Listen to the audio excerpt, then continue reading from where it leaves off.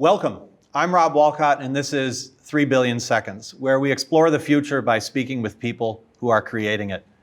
I'm pleased to be here at Insight Venture Partners' Insight Ignite program in Monaco for the Formula One Grand Prix, and also very pleased to be speaking with Nora Denzel. In an age when the essential topic is women in tech, particularly women in Silicon Valley, Nora is a leader who's been in that game for years. It never occurred to her that this was an issue. It was a place for her, a place to build an extraordinary career, not just with corporations like IBM, Intuit, and HP, but also a startup like Legato, where she joined at $50 million and scaled it to $300 million before selling to EMC. So a storied career that then transitioned Nora to board positions at multiple global organizations, including AMD and Ericsson. Nora, thanks so much for being with us here in Monaco. You're welcome, Rob. So I have to ask, you've been in this technology game and obviously quite successful at it for many years. What happened? How did you get started? I imagine there wasn't a career fair at your high school and you said, man, I want to do that. What happened? You know, I was first introduced to computers in high school. So those were the very early days, in the very early 80s, in the late 70s. Okay. Actually, our neighbor had a Commodore computer. I thought it was the Commodore 64, or yeah. They started with the PET. The PET came out first, PET, oh, right. And then then later I was able to get a Commodore VIC-20, which is the lower end model of the 64. 64 is for the rich kids. We were on a farm, so I was introduced early, and I realized quite rapidly that they don't do anything unless you program them. Right. So you were on a farm, I believe, in upstate Yes. New York, right? And then you got this computer. Where did that come from? Did your mom and dad say, you know, I think we need to keep Nora busy. Let's give her something to type on. I mean, how did that happen? My dad was a hobbyist. We also had lots of books and magazines. One magazine was Popular Science. On the cover was the Altair. So he just liked to fiddle with things. He liked to put things together. And so I just, there wasn't much else to do. So I would just kind of follow around and watch that. So you started fiddling too. Yes. I remember the first computer I ever got was in the 1970s. It was the TRS-80. Oh, and yes. Remember, Nora, we called it the Trash 80, and you bought it at Radio Shack. Oh, I recall those. These were just hobbyist toys at the time. Very much. So this could have been, for you, just a hobby. You Yes. could have gone off and done anything. What attracted you ultimately to the technology space? So it was a hobby. It was just something to do. I mean, remember, this is pre-internet. It's before maps could talk. It's when people called your home and talked to your father first before they got you. So this was in the medieval times. When I was in high school, a career guidance counselor said, what do you do in your spare time? And I said, I program a computer, a home computer. He says, you can make money doing that. And I was to sign me up. So I majored in computer science and graduated. I did my undergrad in New York and then came out to IBM in the Silicon Valley, and then never, I made a lifelong decision I'll live in the Valley after the first winter there. Wow, compared to upstate New York winter in Silicon Valley is not so bad. Exactly. Yeah. So you started your career with IBM, and I remember you told me earlier on that you were involved in a significant transition in that storied company. What was that program you were involved in? Yeah, so what happened was at the time, IBM was a very large software company, and we called ourselves a very, very large software company, one of the largest software companies, but the hitch was it was software that only used IBM hardware.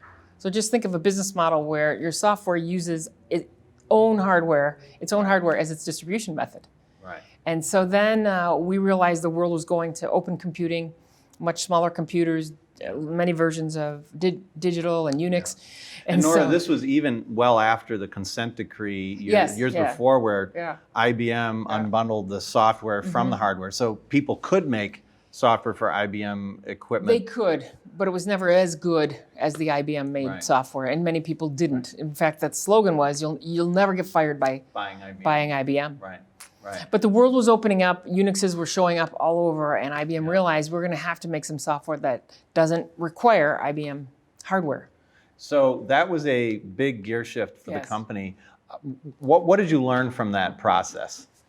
I learned so much from the process. I learned that when companies are going through transformation, such as IBM was, and by now Lou Gerstner has arrived. So this was 93, 94? In the early 90s. Yeah. In the early 90s.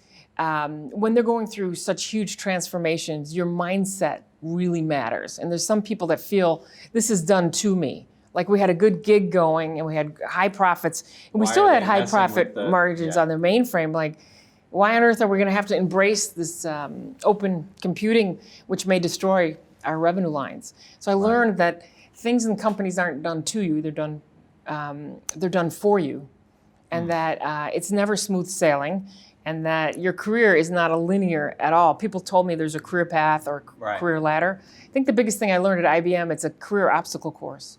What do you mean by that? A career? That doesn't sound great. No, it actually is great if you think about, if you have a mindset of that. So for example, if I said, hey, let's take a walk around this hotel, you have a mindset of what it should be like. Yeah. And then if there's a big rushing river or a tree is down, you're going to kind of panic and you might complain about that.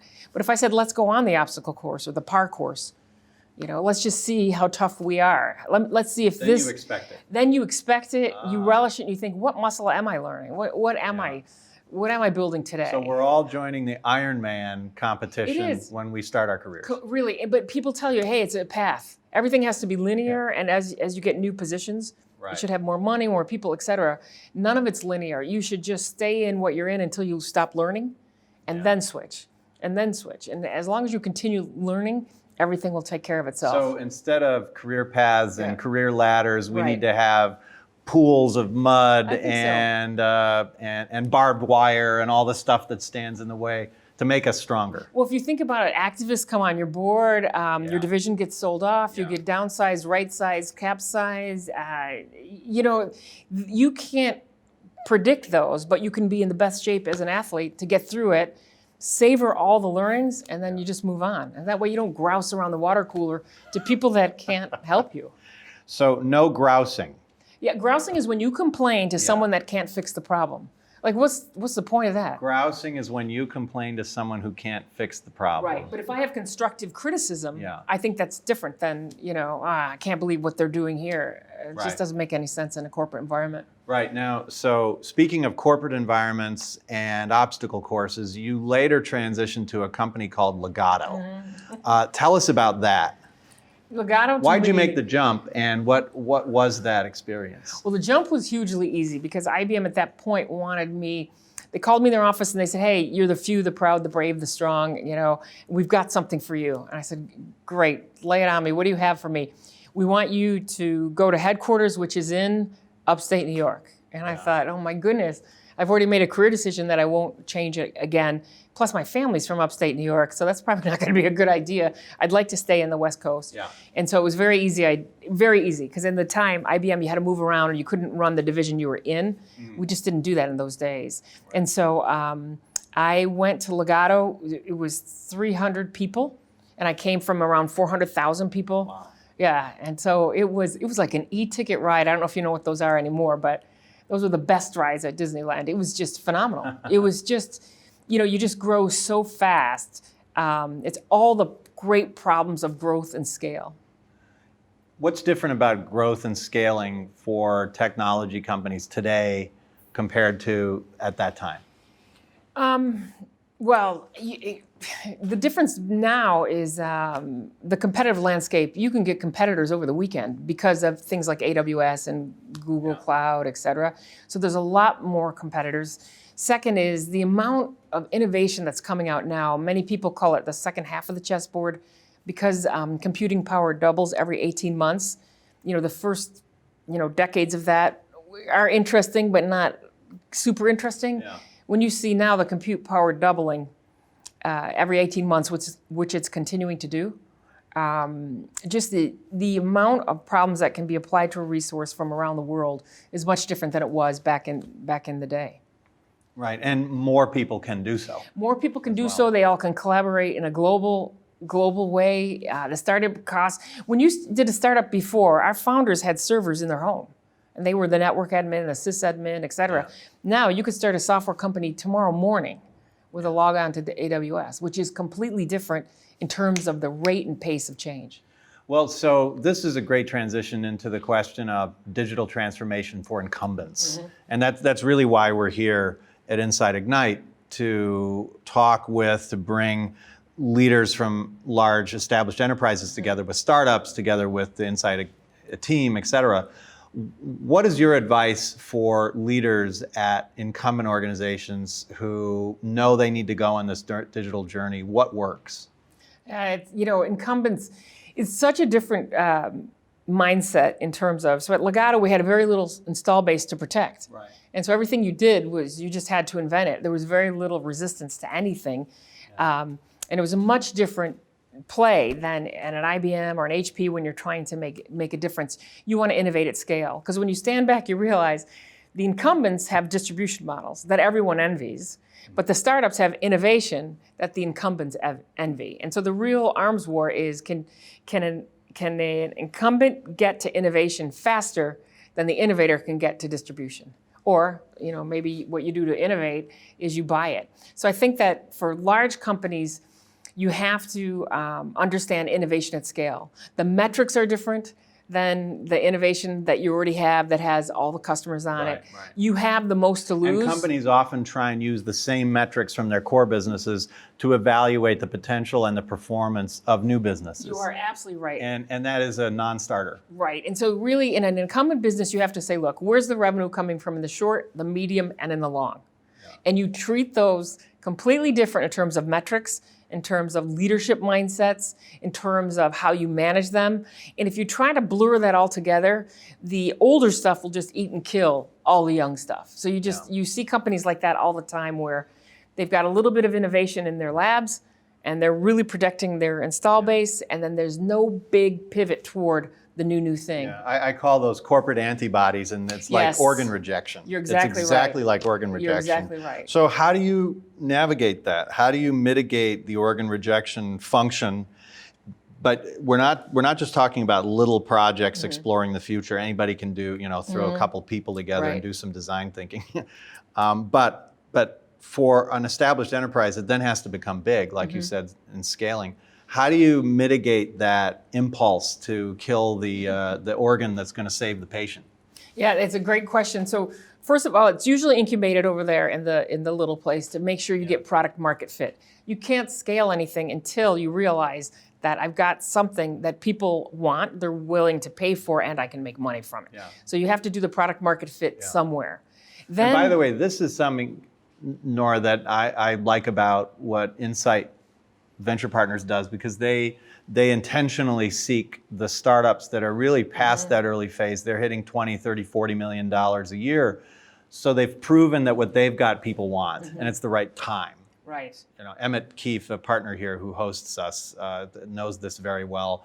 If you might have the best solution, but if it's not the right time, it's not going to work. You're exactly right. So you get the product market fit in the small protected space, and then what happens? So then, as a large company, you really can only bet on one, maybe two. A big mistake many companies make is we have 7 strategic initiatives. Yeah. We're going to do this, that, and the other, and this, that, and the other 2. So we have 7 strategic initiatives, which might mean you don't really have any strategic initiatives. Exactly. So if you take a look at someone that's done this very successfully, is Microsoft. Yeah. Was the place to work, kind of hit the skids for a while, then decided we're going to pivot all our eggs in Azure.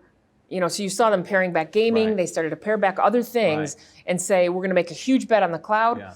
This is our point of view. We're going to put the resources, the people behind it, and we're going to have a different set of metrics than whoever's managing PowerPoint. They did, and you're right. They pulled resources from other initiatives, which they did not invest in or invested less in. And that also means they pulled resources from core business in order to fund this thing.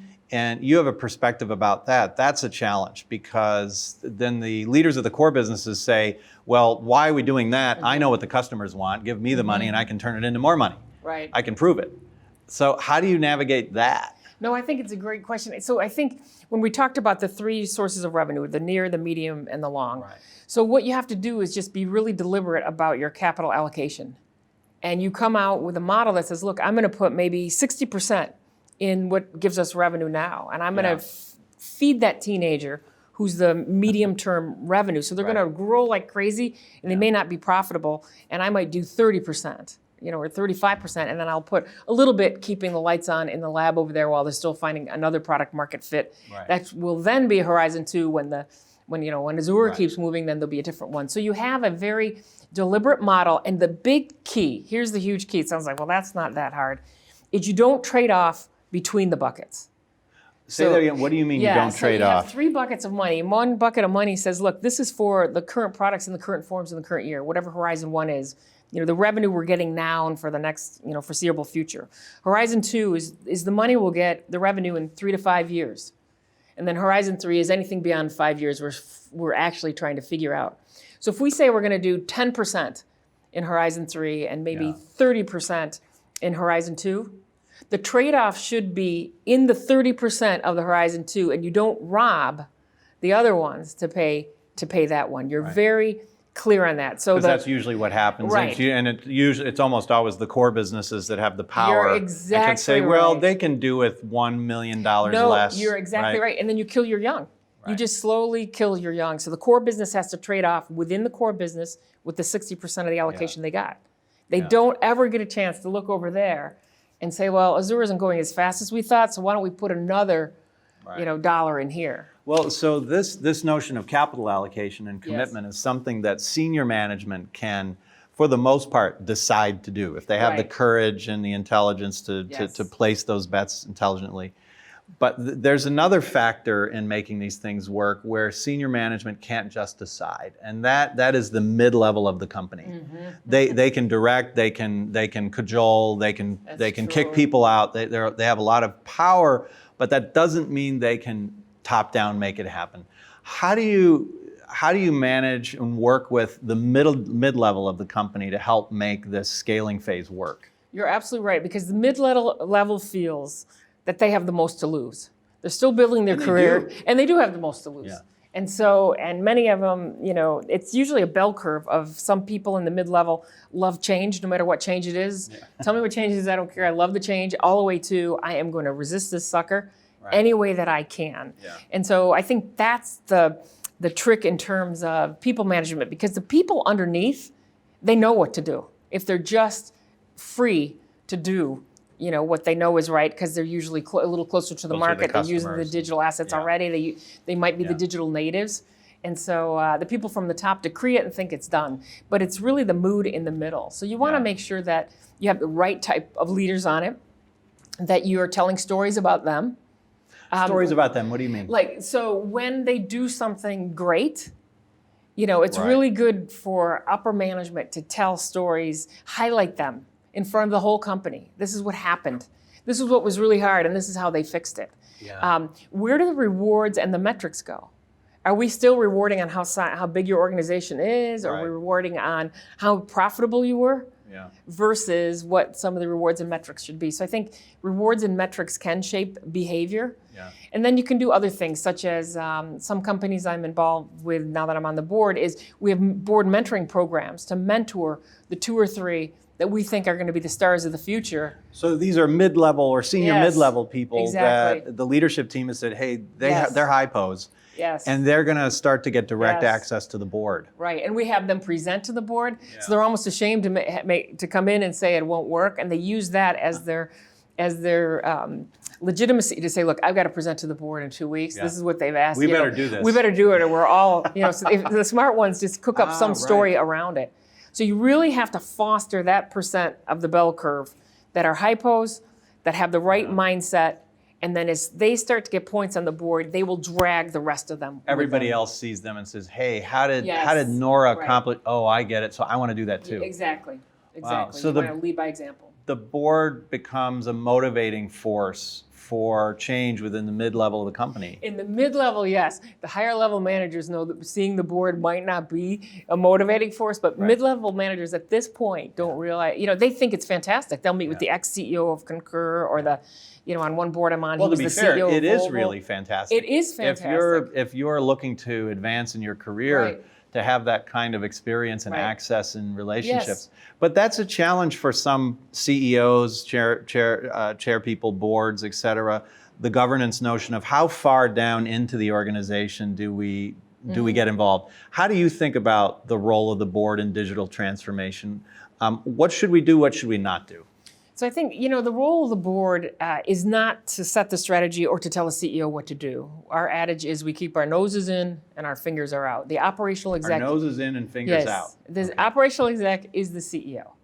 Okay. So what our job is so you're nosy do-nothings, basically. Well, we do some things. We have one giant lever, which is to hire and fire the CEO, that's right. and to approve the incentive package. Yeah. So we have one giant lever, and that's what we have. But the rest of it, it can't be the board strategy. Who wants to execute the board strategy? Right. But we approve the strategy, and we help shape the strategy, and that's our role. Great boards, CEOs feel that we're in this together, and that they can get great advice from the board. Yeah. And it's great to have them on the team. That's a great board. A not so great board is when there's animosity, there's low trust, don't show them anything, get in the board meeting and just try to run the clock out so we don't have any questions, et cetera. So our role, though, as digital is becoming so much bigger, is to keep up, to use as much digital as we can, to get outside training, don't just rely on the boardroom training, to request that we see the change agents in the company do the presentations. So it's not abstracted 5 levels up, that it's really the actual guy or gal that's doing it. And those are some of the things that we can do to keep our skills sharp. And then, by the way, the CEO wants us to exhibit the same behavior he or she does, which is, are these the right people for my board at this time? And if they're not, we should make some changes on the board, just like we asked he or she to do that to the management team. So in your experience with boards, and you're on a range of boards from smaller enterprises all the way up to some of the largest in the world, what's something you've seen that has really worked in terms of a role the board or a board member, perhaps yourself, played in helping to motivate the digital journey? There was a challenge, obviously you don't have to name any names, but a situation where a company you're serving in the board had a challenge, the board intervened in some way, and it worked. What's something that you've learned? Yeah, one great example is when I was an operational exec, and we had a really big problem that would put us on the front page of the Wall Street Journal. We had a very savvy board member that had already been through the trouble we were having. Great. And we had Friday meetings with this board member, and it was like, not, I want to say free counseling, but it was so much more interesting, because you can hire McKinsey, you can hire Bain, you can hire anyone, but we had someone that had gone through this before us, and that board member was able to impart in a Chatham House rules type of way. None of us felt we would lose our job, and we could be open and effacing and just be able to say, this is what's going on. Board member didn't panic back to the board. It wasn't an international incident, but it made us better as leaders to do that. So I think that's one effective way. It won't go over in every company. It just depends on the relationship between the board and senior management. Right.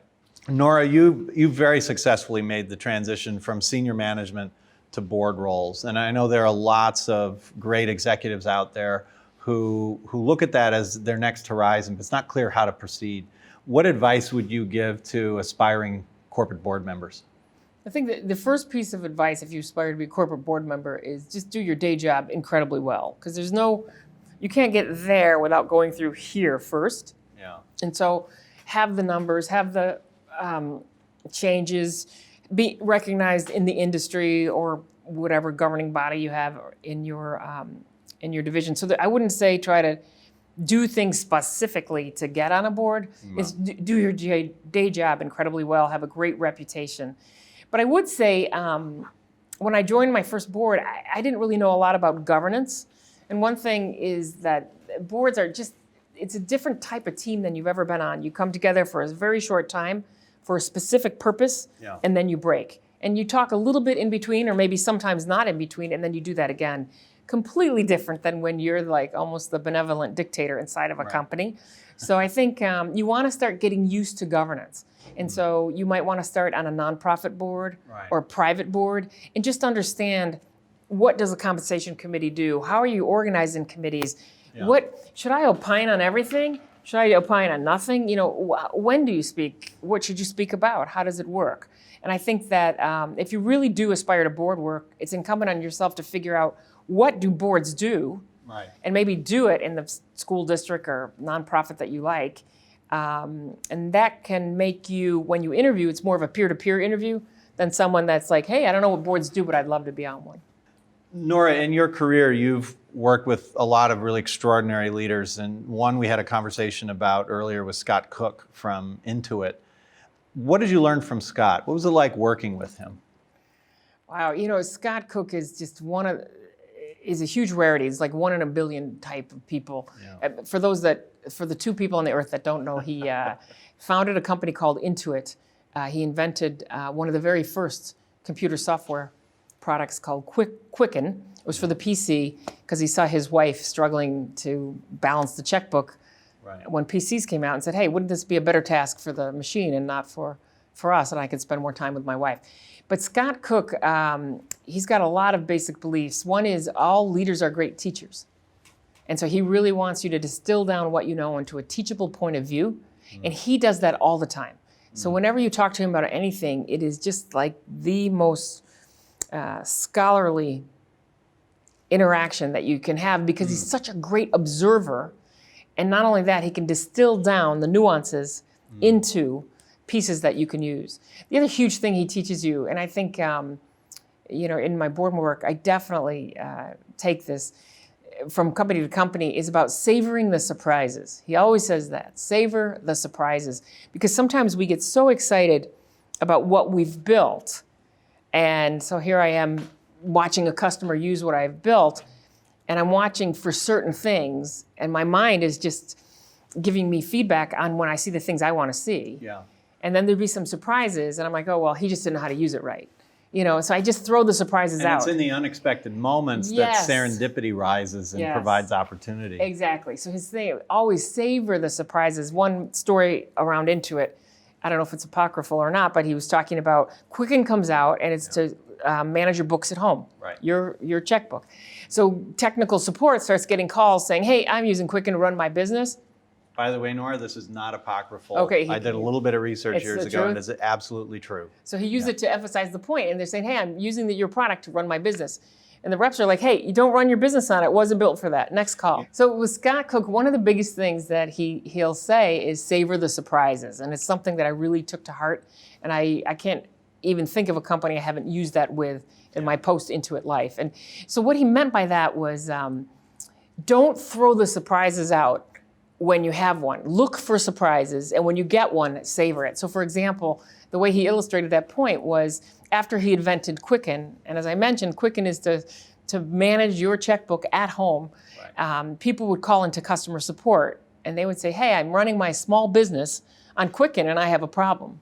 And we were trained at Intuit to say, wait a second, it wasn't built for you running it on a small bill. Most businesses would say, well, we don't do invoices for... Exactly. So we're like, what are you using that for? Don't use it for that. Hang up. And after like the 50th time someone said, I'm not using it for what you intended, I'm using it for what I need, that was the surprise. And Scott captured that, and then from that, QuickBooks was invented. And so I think, Which I believe became even bigger. Yes, it did. Than the Quicken business. It did. I mean, if you go fast forward, I don't know how he started the company in the 80s. In the last 5 years, Quicken is now part of another company, and QuickBooks is the big banner. So you don't know where those surprises will take you. But so many people, we have a paradigm in our head of what we want to see. Yeah. And as soon as you revalidate what I'm looking for, I just keep feeding off of that, and I throw out anything else. Well, Nora, it's even more powerful than this because science is quite clear now that we only see the things we're looking for. Yes. It's an evolutionary adaptation because we can't process everything happening around us. So we literally miss anything that we're not actually looking for. And he's so disciplined about that. You had to come back. Name 3 surprises to the upside. Name 3 to the... He got 3 to the downside. So he got so creative and we became surprise hunters. And I think it's a great testament and a great teachable point of view that he had that is inculcated in the minds of every employee that's there. That's fantastic. So I want to come back now to this issue of women in tech. And this is obviously a hot topic today, an essential topic. I have 2 daughters, 7 and 8 3/4. Jolie told me recently that she's 8 3/4. Okay. I was happy to find that she actually was 8 3/4. Wow. So her math is doing well. That's great. What's different today about the tech space, Silicon Valley, than when you entered your career? Well, I think, the biggest difference today, and today meaning like in the last couple of months, is just the transparency. So, for example, I think it all started in the short history that I'm thinking of is an Uber engineer just was blogging about her experience. Never even thinking it was going to be the blog heard around the world. Right. Just basically saying, this is what happened to me. And we didn't have that in our day. We were, we weren't connected by the internet. Our email only worked within IBM in the time. We didn't have, Gmail or Hotmail yet, et cetera. So things were very, very siloed, and we didn't have a place to talk together as the few women that were in computer science. And companies weren't as transparent, meaning you couldn't, something could happen at your company that was never covered by the newspaper because there was no social media. The walls to our company were bricks, and the walls to the companies today, if there's a wall at all, it's glass. And so that's the biggest change, I think, for women in tech. The glass ceiling is finally starting to go away, but the walls are now also glass. The walls are glass. You can look inside companies via blogs, via Reddit, via Instagram, via Snapchat. You can see salaries and everything else. You can pretty much. I mean, it's pretty transparent. And if you can't, you have a hacker hack in, and they'll figure out the salary of everyone in the company and publish it on. And that happened at one of the companies I'm in. But when you were starting out in your career, was this an issue on your mind or not? Why aren't there more women in the industry, or is it was just a fact of life? How did you feel about that at the time? When I was really young, I was quite naive about the whole thing. I just wanted to make money, and then I wanted to make enough to pay off my school loans. So that was my big reason for existence, was I couldn't find an easier way to make so much money. So I was like, okay, I will do this. So the early days were okay, because women do get in. They'll get in, but they don't move up. So around the 5 to 7 year mark is when I realized, okay, this isn't a meritocracy, it's more of a mirrorocracy. Everyone that's in power, it seems like the next generation looks and feels exactly like them, and then the next generation after that looks and feels. So the word mirrorocracy. Mirrorocracy. You haven't heard it. I haven't heard that coined, but that was the word that we coined. I was hoping that you made it up. No, I did not make it up. Okay. I'd love to say who did. I don't know who made it up. Okay. I used to call it Boys Town where I worked. I'm like, oh, geez, it's Boys Town. Right. I'm going to have to figure something out, because I can never see anyone that looks like me, acts like me, has the same life path as me. Running this division. So I need to figure something out, because this gig is going to end. And so the issue is clear and present today. Yes. Especially in the last couple of years, which is great. We need to go through this transition. Yes. But how has this issue changed over the course of your career, just in the marketplace in general? Well, the issue is what happened. So there's a supply and a demand. So the supply side went up. So what happened is, if you look at the number of computer science graduates, I'll just speak for the United States. For the United States, went up, went from, as soon as they started to have a major, went from the single digits up to like 37% in the mid 80s. Okay. So women somehow got the memo that, hey, like I did, we're a shortage of software engineers. There'll be jobs when you're come out. Come one, come all. So it was almost 50-50. We got to, I think, 37% in the 80s. And now it's been slowly... And it's gone down. Oh, yeah, it's gone down. Why do you think it's gone down? We call it the revolution in reverse. Why? I'll tell you why I think it's gone down. Is the supply and the demand it's like any ecosystem. It's inextricably linked. So I did a bring your daughter to work day. I don't have a daughter, so I brought my niece. And she turned to me later and she said, "Hey, Nora, why would anyone work here ever?" And I had just been immune to the, Why did she say that? Well, because she was really shocked at the environment. They're watching a Giants baseball game on a big screen TV. The hygiene was not as good as she thought it would be. So it was a dorm. It was a frat. It was a frat house. Nerf guns. There was scooters. A dog almost bit her, and so I think that she was. This was IBM.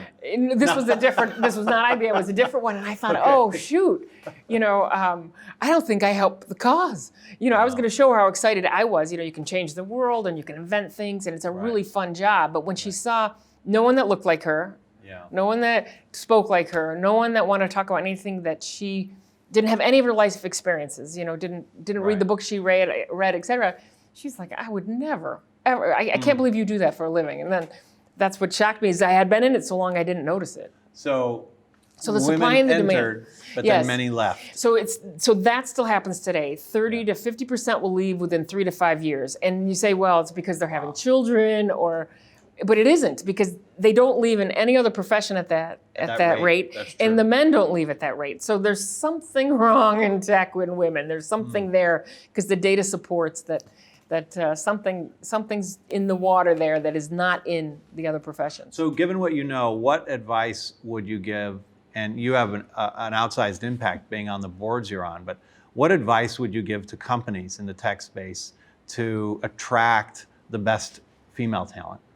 I think, so the first thing, when you talk to the tech space, what they'll say is, my God, there's a shortage. I can't fix the pipeline. Yeah. And they don't own up to, well, the pipeline's broken because all the things that happen once a woman enters. So I would really work on the retention, the promotion, the mentoring of the women that you have. Then the virality effect will happen, and they will help to recruit the other women. Because people start talking. Exactly. So those two things, the supply and the demand, are inexplicably linked. Yeah. When the demand is really going up, and we see women on your boards, in your senior executive roles, in the engineering roles, by the way, yes, you'll see them in HR, the chief diversity officer. Right. You'll see them in the staff roles, but in the line roles, if you see the women, and they have good stories to tell, and they bring their daughters to work, and they have a great day, not because you just brought in clowns and makeup artists, but because they saw where people actually worked, then the supply will go up. The supply went down once women got in and saw what it was like and said to their cohorts, this is really what my day is like.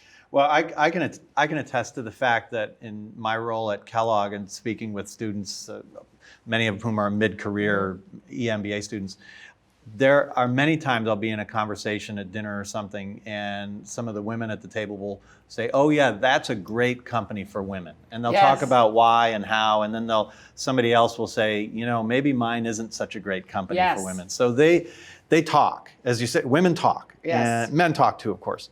So that word gets around. I'm on a nonprofit, and we put together an award, not the best place for best place for people to work. That's already been done 1,000 times. We have the best place for technical women to work, and we rate them on minor things like pregnancy parking spaces, a room for new mothers that you're not staring in a water closet looking at the supplies, things like that.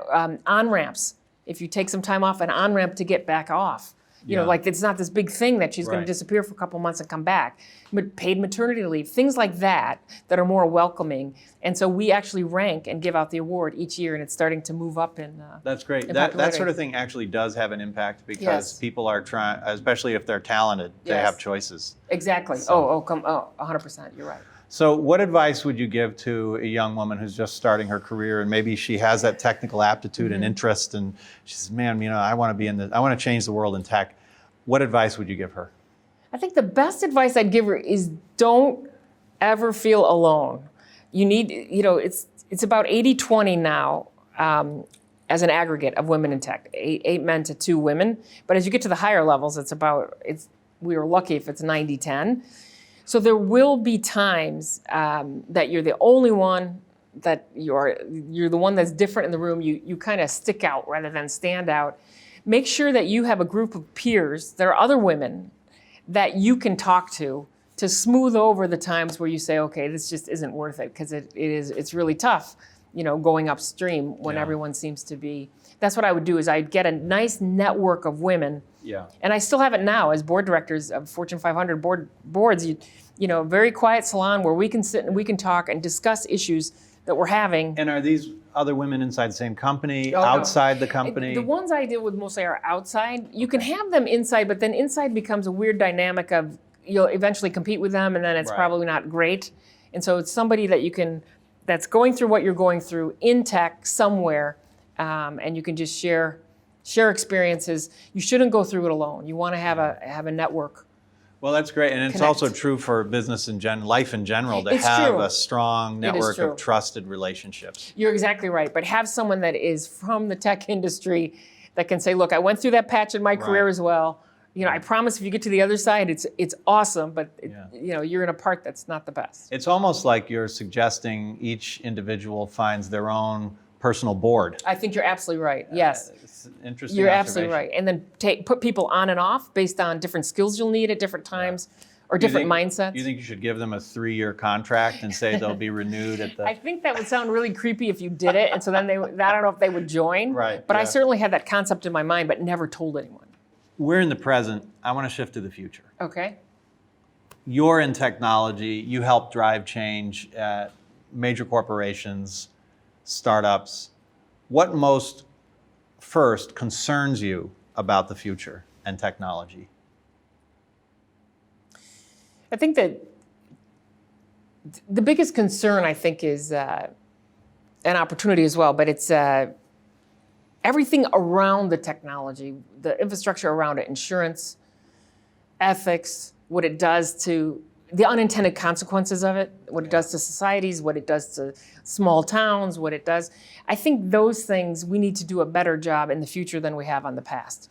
And so I know as on boards in the US anyway, we represent shareholders. We're elected by shareholders. My job is to represent the shareholders. Now, obviously, if you're doing a good job for customers and employees, then the shareholders should go up as well. Right. But I think over time, what concerns me is I think we have to have a stakeholder model. Because with so much new technology coming out at once, more people will be displaced and it'll go quicker and it'll be a little longer before they find their next job. So you're suggesting that boards need to take a stakeholder approach. Is that complementary to, we're still focused on share owner returns, but we also have this other lens, and this will help us determine when these are in conflict and when they're complementary? I think you're absolutely right. And so right now it is, I mean, we, say for example, we're going to sell the company. Yeah. In the shareholder world, you get the absolute best deal. And you don't say, well, what's the best thing for the communities and the employees? Because maybe the best deal is where they're going to just rip that company apart and put it in another country or just obliterate it, versus it's going to be someone where it'll be strategic for their business. We might get less money, but it'll be strategic and they're going to grow it over time. It's going to go down before it goes up, which, and we don't have that discussion. We only have a financial discussion, as we should, because we are the agents for the shareholders. Right. So I think it should be more stakeholder. Well, on a specific, let's take this to a micro level. Each corporation must remain competitive. True. Or that corporation goes out of business. You're absolutely right. Artificial intelligence, automation is coming along. I believe that leadership has a responsibility to use it effectively, because otherwise their competition does it and then everyone loses their job. I agree. So, but what are the responsibilities? How should corporate leadership think about this accelerating transition of automation and AI, et cetera? I mean, to give an example, actuaries, that's a fantastic job. And it's pretty clear that over the next decade or so, artificial intelligence will be assuming more and more of those roles. So what's the responsibility of leadership in this transition? So I think, first of all, you're absolutely right, is we as leaders should do everything that's in the best interest of growing that company the fastest. But if you look, let's just take an example of the huge success in the Seattle area has caused gentrification, a lot of people out of work, a lot of people pushed from their cities, long commutes. And so Seattle says, okay, I'm going to do a head tax. I'm going to tax $250 per employee that you have in the Seattle area to start to help with unintended consequences of this great problem we have of growth, which is homeless, et cetera. And so then it's starting to be very controversial. Wait, I can't be as competitive if I have to pay that. So I think that we have to look, as investors, as public-private partnerships, to say that investing heavily causes unintended consequences. And should it be the burden of only business? Should it be the burden of only state? When the states look at it, they say, okay, we used to get income tax. As we roboticize, if that's a word, everything, should we have the robots pay taxes? Right. And so those are the things that have to be hammered out. In no way do you want to slow down technology, but at the end of the day, if only the computers are working and no one else, then who's buying this good that you just put out. Well, I suspect 100 years from now that will be the case, and human beings will have to determine other things to do that we don't currently either envision or we certainly don't call work in current. But we've got a few years to go before that becomes an issue. But the robot tax is interesting. I don't have a strong perspective on it yet. I thought it was a ridiculous concept when I first heard about it, and there are good reasons to believe it's ridiculous. But then I started to step back and say, I need to learn more and think harder about this, because a colleague of mine at Kellogg, Sergio Rebello, who's a really serious finance professor, he didn't buy it either. And then he did some research and told me recently, I'm starting to think there could be something here, but it has to be done properly. And that's, of course, always the key. What's your thought about something like a robot tax or an automation tax?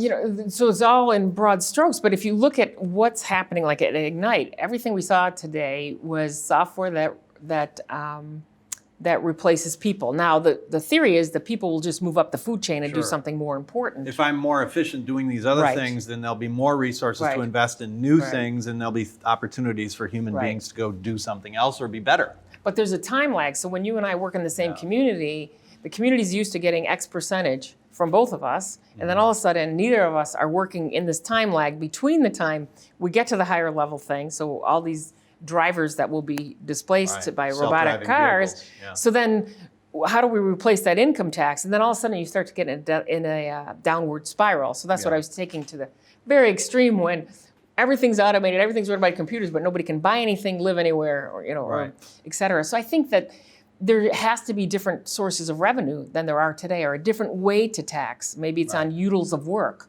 rather than income. So something like that, or a universal basic income some countries are testing, et cetera. So I think we have to figure those things out, or have deeper conversations about them. Deeper conversations. It's clear that no one sector, be it government, business, nonprofit, will be able to resolve this challenge on its own. You're right. We all need to speak more effectively with each other. And unfortunately, the public dialogue is either the robots are going to take our jobs and kill us all, or everything's going to be free and wonderful. Right. And we all know the reality is somewhere in the middle. So we got to figure it out. Now, let's go the other direction. What's something that excites you about the future and technology? It doesn't have to be, could be business, could be something else. What excites you about the future? I just think of so there's many things that excite me, because we're in such a wonderful time right now. It's like the Renaissance again, because so many big pieces of technology are happening at the same time. And I think when you see the intersection of them together, that's just unbelievable, especially for an engineer, of all the problems that you're now able to solve that you couldn't solve before because you didn't have fast processors, you didn't have unlimited storage, et cetera. I think we'll take a huge step up as soon as 5G becomes ubiquitous. So 5G, as you know, is the next follow-on to LTE. And most people are thinking, well, I'm fine. I can download the entire Game of Thrones trilogy or whatever 1 minute before my plane, where it takes me now 10 minutes per episode to download, something like that. But this is like 1,000 times better than what you have today. It's hopeful to replace Wi-Fi in your home. It's faster than wired, as well as the latency, the time it takes for the network to do a round trip of a ping and yes, I'm here, is less time than it takes your human mind, if I flashed a picture of a cat, for your mind to say, hey, that's a cat. So the latency is faster than the human brain. So as a software engineer, we didn't have... Well, there are a lot of things that are faster than many people's brains, I'll tell you that. Especially in the morning or with jet lag. As a software engineer, we didn't have that frictionless... We've always had these bottlenecks, and the network still is a huge bottleneck when you want to do a lot of multitasking and a lot of things. So I think 5G will enable, the enablement that it will bring is going to take, it's just going to be another huge step function, because we're just kind of, even though you think 4G is fast or LTE is fast, 5G enables things that we didn't dream imaginable. So give us an example. What's something that 5 years, 7 years from now we could be doing because of 5G? So 5G, 5 to 7 years from now. So one of the things is, the other big thing that comes with 5G is the ability to slice the network and to say, look, these things are hugely important, and we have to put everything in place that they don't go down. So for example, you could have the best heart surgeon in Chicago and you're hiking Machu Picchu and have a heart attack, he could operate on your heart, or she, from Chicago through a 5G network that's been sliced just for that. Like no one would dream of doing that. I saw a demonstration of that from the doctor in one room. It's not reliable and specific, and the latency and all these. Who's going to do that? And you have a network hiccup, or just or all of a sudden something happens in FIFA, and some team that Iceland wins the whole thing. Like, there goes your heart thing. The whole network just comes through. Kardashians destroy your heart surgery. Kardashians, right? Put a picture up on the head. One of them has a baby. There it goes. Right. You're done. So this network slicing, along with how fast it is an unbelievable way to let you basically unleash every engineer on the planet. There's very little constraint. They're going to have to work hard to find the next constraint when the bottleneck is no longer the network. No longer processing speed. It's just amazing. Great. So, Nora, we're coming down to the end of our conversation, hopefully not the last of our conversations. 3 words to describe the future. Hyphens are acceptable. Right. 3 words to describe how you feel about the future. Hyphens are acceptable. Let's see. 3 words to describe the future. I would say to people, embrace the change. Resistance is futile. I saw this phone the other day the where Borg is coming. Oh my God! Resistance is futile. So just embrace it.